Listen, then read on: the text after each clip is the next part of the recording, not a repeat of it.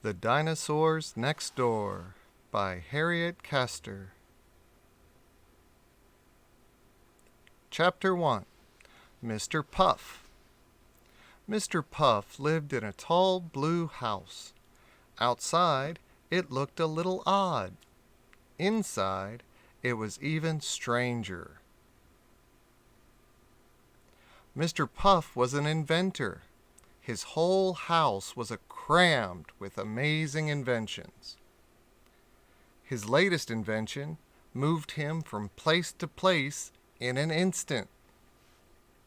Before that, he invented a robot to clean up spills. And before that, he invented the wheelie cup. But it spilled most of his tea, which was why he invented the robot. His new project wasn't an invention at all, but it was so exciting he had asked Sam, his friend from next door, to see it. Sam had promised to come over after school. Chapter 2. The Eggs. At last, come in! When Sam arrived, Mr. Puff was bursting with excitement.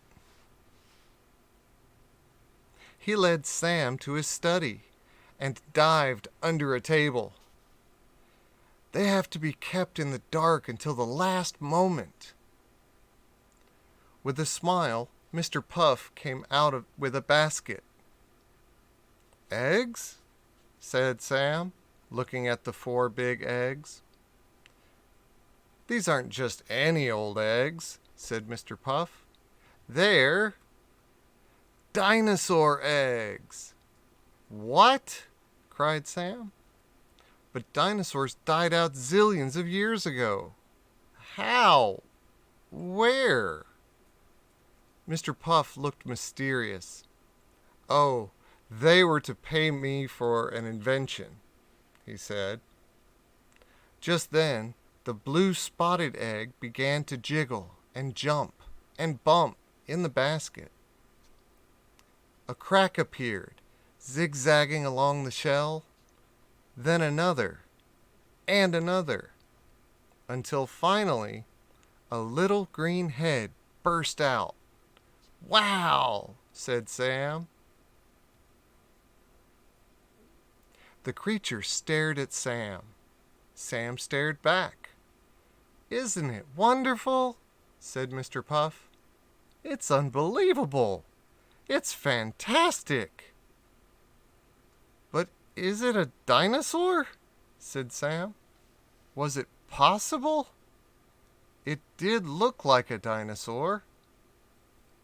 As they watched, the other eggs began to jiggle and jump and bump in the basket.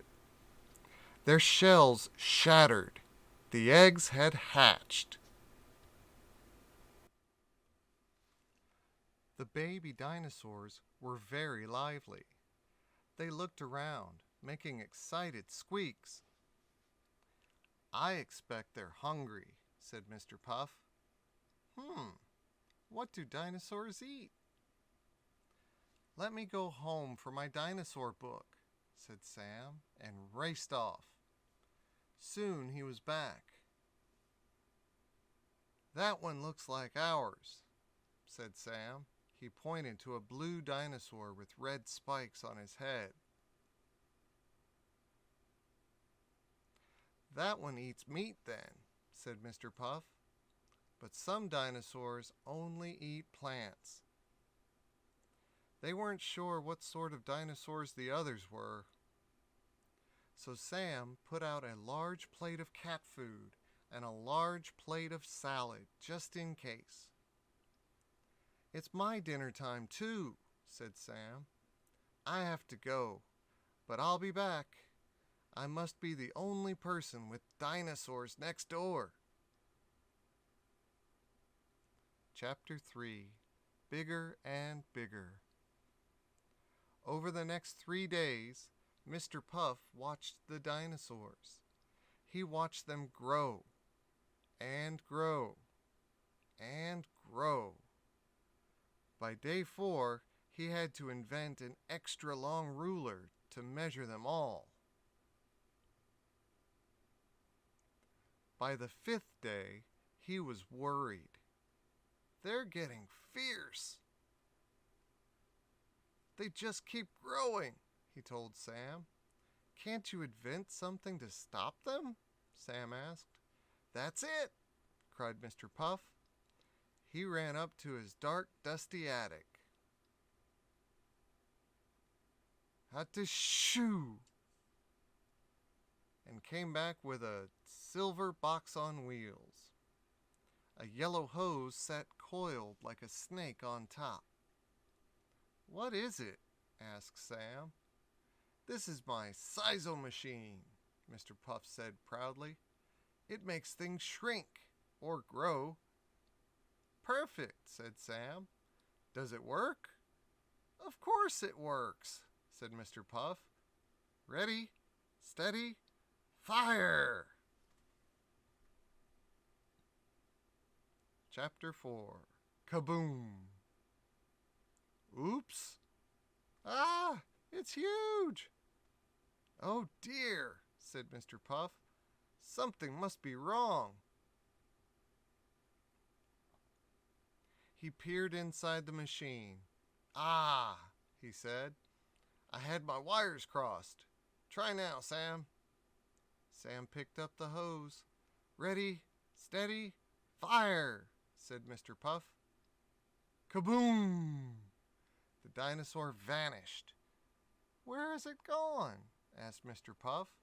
Did I shrink it too much? Sam looked down the hose. Careful, said Mr. Puff. I don't want you shrinking too. They shrank one dinosaur in the kitchen. Another was outside, having a snack.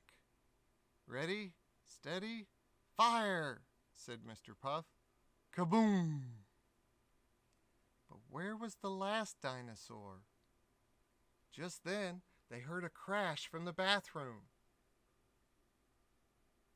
Ready, steady, fire, said Mr. Puff. But as Sam took aim, he slipped. The hose flew from his hands. Kaboom! Chapter 5. Shrunk.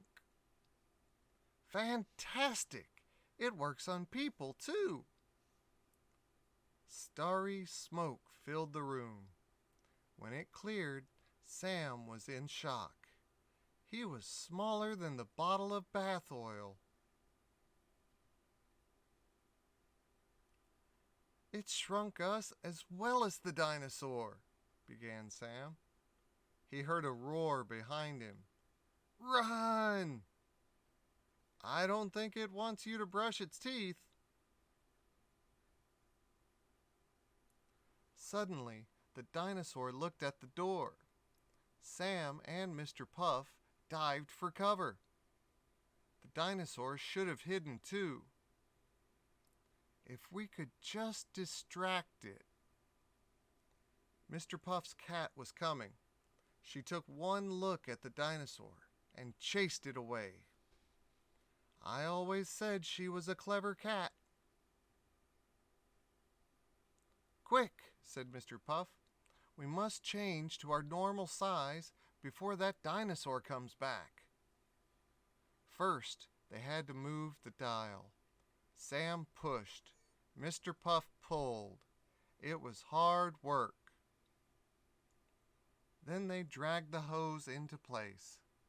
By now, they were exhausted. Everything's hard when you're this small, Sam panted.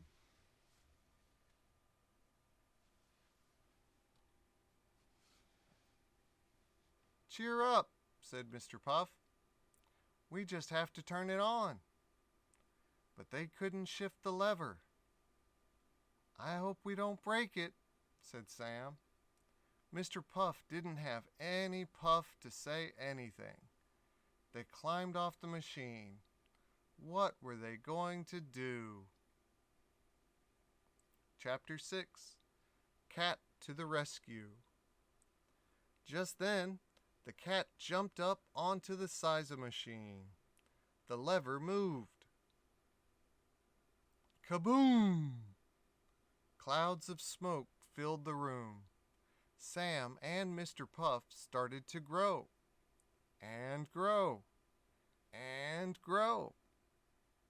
They were back to normal at last. "Now, what are those dinosaurs up to?" said Mr. Puff.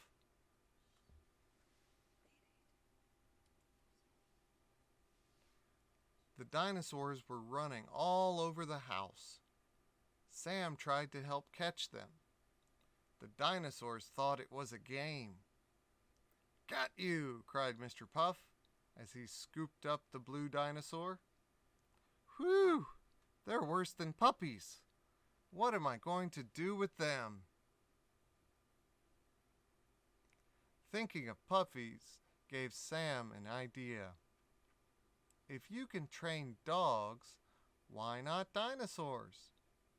"Brilliant!" said Mr. Puff. "And then maybe you'd like one as a pet. They're very sweet." "Thank you," Sam said, "but I'd rather just visit them sometimes. I think I prefer my dinosaurs in books." Sam never told anyone about the dinosaurs next door, or his narrow escape. But whenever he saw Mr. Puff's cat, he always took out a saucer of milk to thank her.